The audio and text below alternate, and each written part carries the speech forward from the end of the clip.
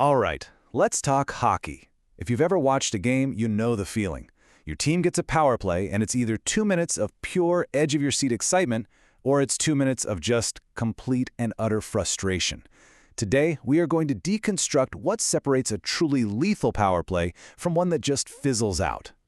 I mean, this is the question every single one of us has screamed at our TV, right? You've got an extra skater on the ice. It should be a massive advantage. But so often, it's not. So what is the secret sauce? What really separates a dominant, game-changing power play from a momentum-killing 2 minutes? Okay, so let's get on the same page real quick. Just the basics. A power play isn't just a situation that happens. It's a reward. The other team made a mistake, they took a penalty, and now for 2 minutes you have this golden opportunity to make them pay for it. But as we're about to see, having the opportunity is one thing. Executing is something else entirely. And this, right here, this is the core idea of our entire breakdown. The secret isn't just about having one more player on the ice.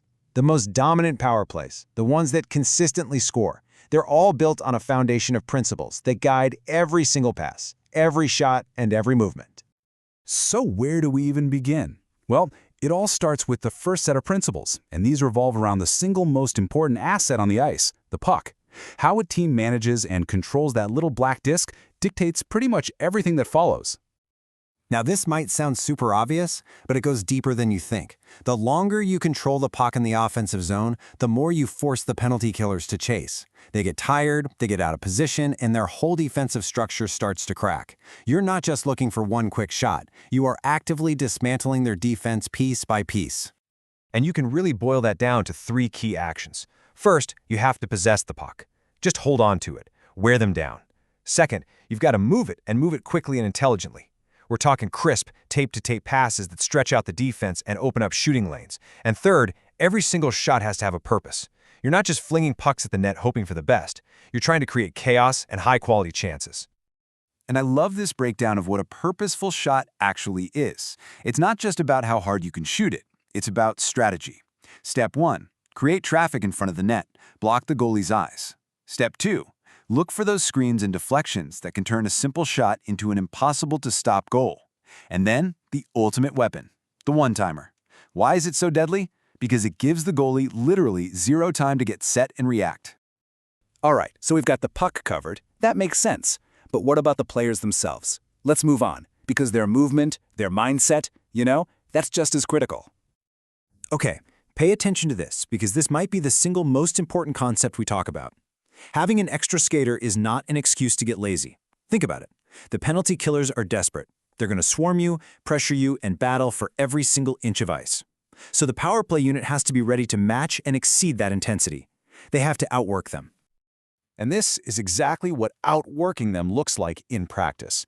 It means outnumbering them in the corners to win those 50-50 puck battles. It means constant, fluid movement from the players without the puck. No one should be standing still. It's about having the hockey IQ to read the defense, spot a weakness, and then exploit it. And finally, using deception. Even a simple head fake can make a defender bite, and that opens up a passing lane for a split second. Okay, so we have these ideas, right? Principles for the puck, principles for the players, but what does that actually look like on the ice? How do you put all this theory into practice? Well, let's take a look at some common formations teams use to do just that. This table is a great way to see it. You've got the umbrella formation with 3 guys up high. That's designed to stretch the defense side to side, perfect for that quick puck movement we talked about. Then there's the 1-3-1, which puts a dangerous player right in the high slot, creating all sorts of passing options through the middle. And the overload, that's pure deception. You stack one side of the ice, draw all 4 defenders over, and then boom, you swing the puck to a wide open player on the other side. You see, each formation is just a different tool to apply the same core principles.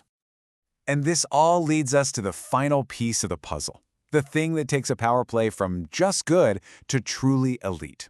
It's understanding that these formations, these X's and O's, they're just a starting point. They are not a rigid script.